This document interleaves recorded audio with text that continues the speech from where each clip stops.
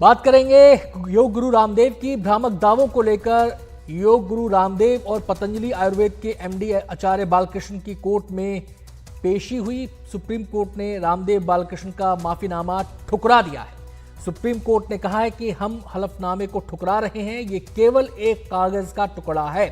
Supreme court ने कहा कि हम इसको जानबूझकर कोर्ट के आदेश की अवहेलना मान रहे हैं। सुप्रीम कोर्ट ने कहा कि हम इस केस में ज्यादा उदार नहीं होना चाहते, नतीजा भुगतने को तैयार रहें। ये सख्त टिप्पणी भी सुप्रीम कोर्ट ने की है और सुप्रीम कोर्ट ने कहा कि हम केंद्र सरकार के जवाब से भी संतुष्ट नहीं हैं, यानी कि जो भूमिका होनी चाहिए थी वो भूमिका का निर्वहन ठीक से नहीं हुआ। इस बात से ये इशारा मिलता है। सुप्रीम कोर्ट ने कहा कि आपने अदालत की प्रक्रिया को बहुत हल्के में ले लिया। उत्तराखंड राज्य लाइसेंसिंग अथॉरिटी पर भी सुप्रीम कोर्ट ने तीखे तेवर दिखाए। सुप्रीम कोर्ट ने कहा कि इन तीनों ड्रग्स लाइसेंसिंग अधिकारियों को अभी सस्पेंड कीजिए। तो रामदेव के भ्रामक दावों से जुड़ा यह मामला, जिस पर सुप्रीम कोर्ट ने पिछली बार भी तल्ख तेवर दिखाए थे, सख्त टिप्पणियां की थी।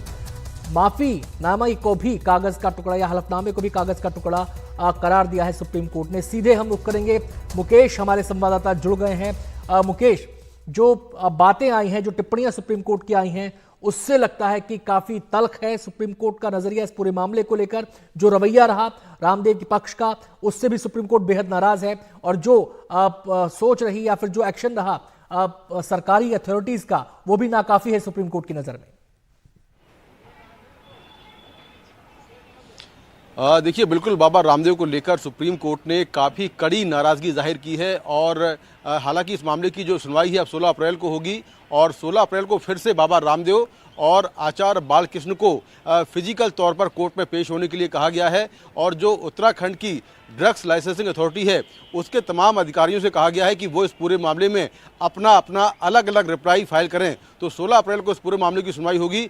लेकिन आज सुनवाई के दौरान कोर्ट ने काफ़ी नाराज़गी जाहिर की और बाबा रामदेव ने जो एफिडेविट फाइल किया था उस एफिडेविट पर सुप्रीम कोर्ट ने कहा कि ये एफिडेविट स्वीकार नहीं है और आप अंजाम भुगतने के लिए तैयार रहिए। ये भी कहा गया कि आपने जो एफिडेविट फाइल किया है उस एफिडेविट में कई बातें गलत हैं, झूठी हैं, झूठा एफिडेविट है, जिस पर जो मुकुल रोहतगी हैं उन्होंने माफ़ी मांगी। हालांकि सुप्रीम कोर्ट ने कहा कि एक शब्द बोल देने से ये मामला जो है, माफ़ी जो है स्वीकार नहीं की जाएगी।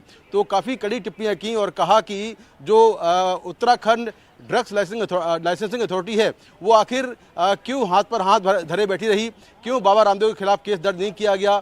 और ये भी कहा कि पिछले कई सालों के दौरान इस पर क्या कार्रवाई हुई। और सुप्रीम कोर्ट ने ये भी कहा, ये भी सिफारिश की कि उत्तराखंड की जो ड्रग्स लाइसेंसिंग अथॉरिटी है उसके 3 अधिकारियों को सस्पेंड किया जाए।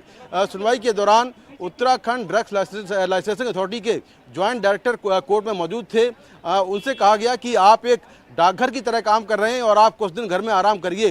उनसे भी कहा गया है कि वो इस मामले में एक नया हलफनामा दाखिल करें कि आखिर उन्होंने अब तक क्या कार्रवाई की है और क्या कार्रवाई करने जा रहे हैं।